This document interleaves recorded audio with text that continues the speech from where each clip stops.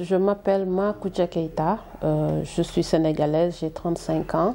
Je suis artiste musicienne active dans le milieu de la musique sénégalaise depuis 16 ans, depuis 2007.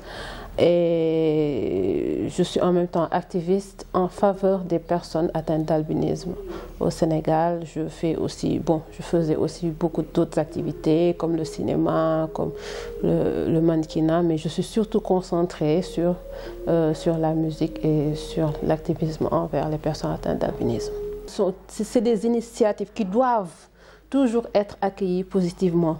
Parce que quand il y a un problème, il faut qu'il y ait des gens pour en parler. Il faut aussi qu'il y ait des initiatives pour qu'on puisse en parler. Si on n'en parle pas, on ne règle pas le problème. S'il faut parler, par exemple, on a parlé de violence économique par rapport au Yébi tout à l'heure.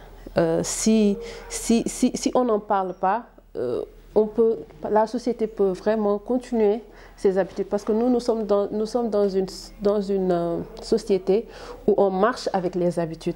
Alors si on a, par exemple, de ce genre de campagne où on parle de ce qui nous plaît pas par rapport à certaines pratiques ou bien par rapport à certaines violences devant lesquelles les femmes font face, c'est déjà bien d'éveiller les consciences, que les acteurs, les féministes, les personnes qui sont engagées par la cause des femmes, qu'ils puissent en parler, mais aussi que chaque personne puisse se dire que c'est possible de changer certaines mentalités. C'est juste comment je vais l'expliquer, c'est un travail sur soi-même, c'est un travail individuel avant d'être un travail collectif. Bon, moi, j'ai voulu participer.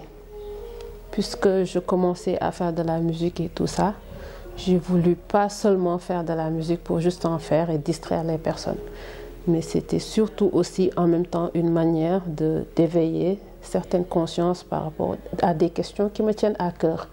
Et la question des personnes atteintes d'albinisme, c'est une question quand même qui me tient à cœur parce que c'est comme ma seconde famille. Je les connais pas tous, mais je me sens très proche, je me sens très liée à ces personnes par rapport à mon état et par rapport à ce que eux ils vivent, ce que je ne vis pas, ou par rapport à ce que moi je peux vivre et que eux ils n'ont pas vécu. Et c'est surtout pour ça que j'ai voulu être active dans le milieu des personnes atteintes d'albinisme.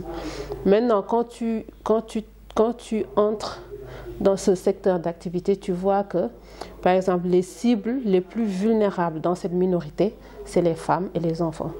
C'est eux qui ont plus besoin qu'on les assiste physiquement et psychologiquement surtout. Parce que déjà, ce sont les enfants qui ont des difficultés, par exemple, à bien évoluer à l'école.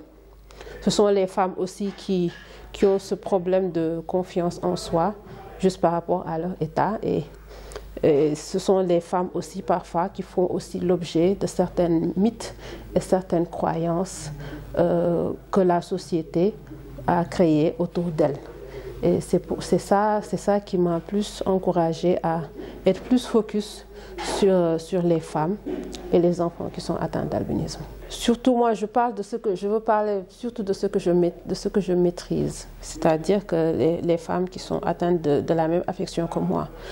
Le plus souvent, il y a ce problème-là de confiance en soi, mais qui est en train de changer quand même. Il y a aussi ce problème de vouloir s'intégrer dans la société, de pouvoir avoir accès au travail, de pouvoir accéder au mariage, parce que c'est important aussi pour elles, de pouvoir aussi vivre sans pour autant se dire que des mythes, par exemple, des croyances existent autour d'elles, par exemple, avoir des relations intimes avec une personne atteinte d'albinisme, ça donne de l'argent et tout ça.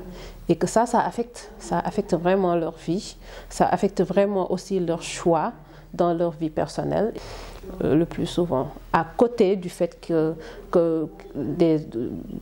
avec les autres albinos, ils n'ont pas toujours accès aux produits, aux crèmes solaires et qu'ils n'ont pas aussi accès aux soins de santé médicale pour les personnes atteintes d'albinisme qui sont atteintes de cancer de la peau. Voilà. Mais à part ça, c'est ce problème principalement qu'ils ont, les femmes.